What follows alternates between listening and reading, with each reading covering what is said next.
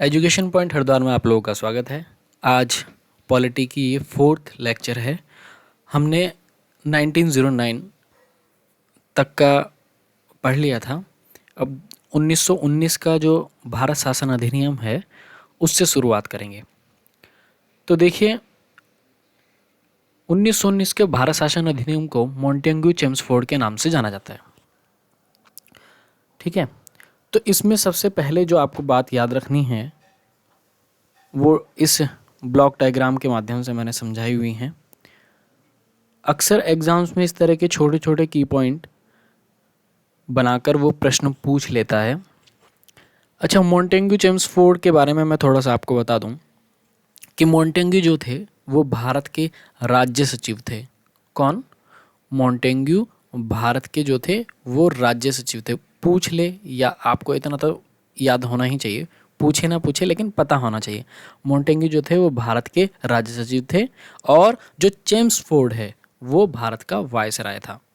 ठीक है, तो ये कौन हो गया आपका वायसराय और ये कौन हो गया आपके भारत के राज्य सचिव।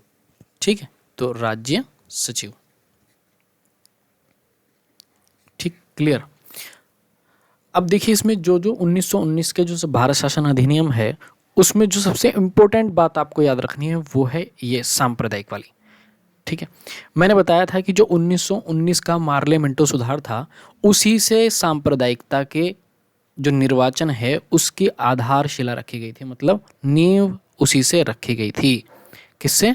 सांप्रदायिक आधार पर जो नींव रखी गई निर्वाचन क्षेत्रों के लिए वो किससे रखी गई थी?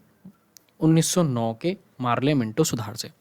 तो मार्ले मिंटो सुधार में सबसे पहले आपने देखा कि सबसे पहले मुस्लिमों के लिए अलग निर्वाचन क्षेत्र की या पृथक निर्वाचन क्षेत्र की व्यवस्था की गई थी, जबकि 1919 में जो है सिखों, ईसाइयों, आंग्ल भारतीयों और यूरोपियों के लिए भी पृथक निर्वाचन की व्यवस्था हुई।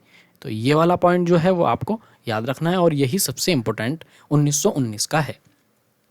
देश में पृथक जो प्रत्यक्ष निर्वाचन व्यवस्था है उसकी शुरुआत हुई।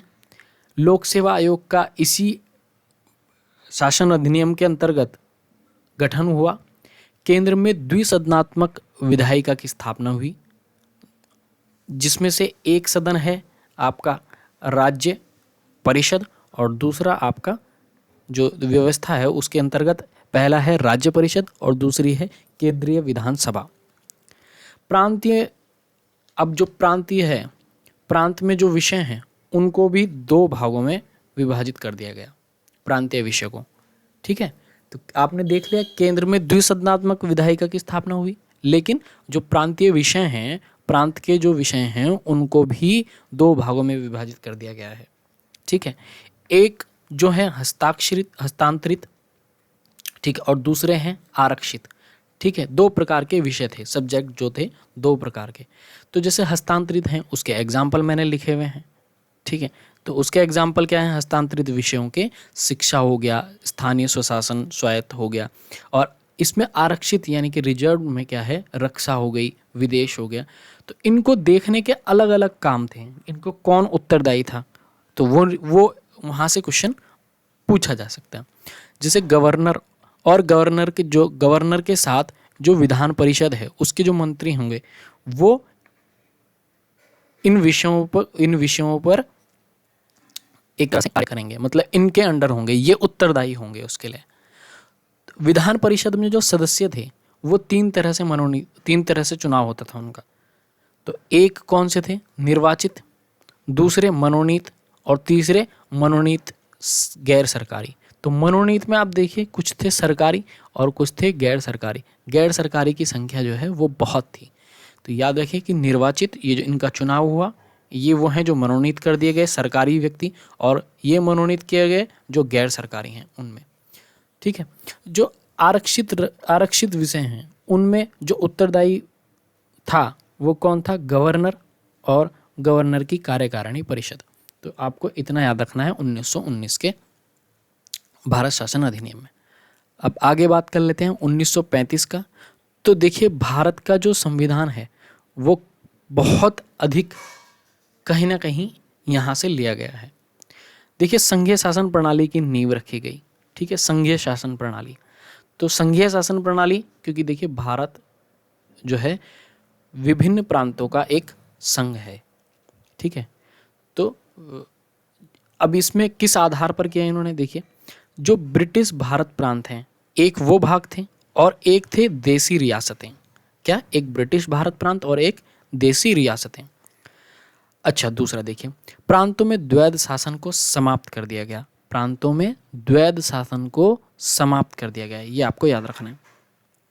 अब एक ही रूल करेंगे, ठीक है। संघीय न्यायालय की व्यवस्था हुई, ये बहुत इंपॉर्टेंट है, उसकी स्थापना हो रही है संघीय न्यायालय की 1937। भारत परिषद को समाप्त कर दिया गया, ये भी काफ़ी इंपॉर्टेंट है, भारत परिषद को समाप्त कर दिया गया। अच्छा, बर्मा को 1937 में भारत से अलग कर दिया गया। और ये पूछा जाता है कि बताइए बर्मा को किस अधिनियम के तहत भारत से अलग किया गया था। तो अक्सर बच्चे 1947 लगाते हैं या फिर 1919 लगाएंगे, तो जबकि करेक्ट है इसका 1935। आरबीआई की स्थापना हुई थी, है ना, 1935 में। तो आप इतना याद रख सकते हैं, भारतीय रिजर्व बैंक, ठीक है। मताधिकार का विस्तार हुआ।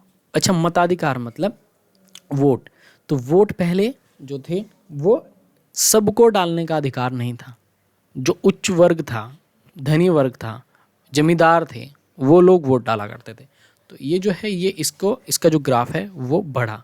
तो 1935 से बहुत कुछ भारतीय संविधान में लिया गया है।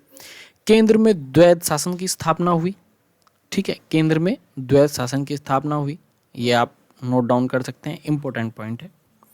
अच्छा, यहाँ जो सूचियाँ हैं, जो विषय थे ना, जैसे विषय बांटे गए थे, इसी तरह यहाँ सूची में विषय बांटे गए हैं। तो संघ सूची में आपके विषय हैं 59 उस समय, राज्य में 54 हैं और समवर्ती में 36 हैं। तो ये क्वेश्चन पूछा जा सकता है कि बताइए 1935 में किस सूची में सर्वाधिक विषय थे। तो किस में है, संघ सूची में सर्वाधिक विषय थे, ठीक है। आगे का जितना है हम उसको आगे पढ़ेंगे। ये जितने एक्ट थे इस चैप्टर में वो लगभग सब संपूर्ण हो गए। अब अगला जो चैप्टर हम पढ़ेंगे वो है प्रस्तावना। तो तब तक इन्हीं सबको रिवाइज करते रहिए जितने भी एक्ट आपने पढ़े हैं।